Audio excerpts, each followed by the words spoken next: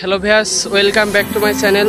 তো ভিউয়ার্স, চলে আসলাম আরেকটি নতুন ভিডিও নিয়ে। তো আজকে আমরা ঘুরতে আসছি, আমাদের গ্রামের পাশে একটি মাঠ রয়েছে। তো বিকাল বেলাতে একটু মনে হলো যে একটু ঘুরে আসি, অনেক দিন ঘুরতে আসা হয় না। তো চলে আসলাম। তো যেহেতু শীত মৌসুম চলছে, তাই শীতের সবজিগুলো মাঠে আবাদ করা হয়েছে। সাইডে অনেক গম বোনা হয়েছে, আর এই সাইডে আছে তামাক। আমাদের এইদিকে কুষ্টিয়ার এদিকে অনেক তামাক চাষ করা হয়, গম মসুর খুবই চাষ করা হয়।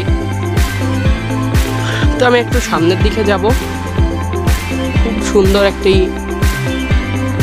দৃশ্য, সামনে সূর্য দেখা যাচ্ছে, খুব সুন্দর লাগছে দুই টাওয়ারের মাঝখান দিয়ে সূর্যটাকে।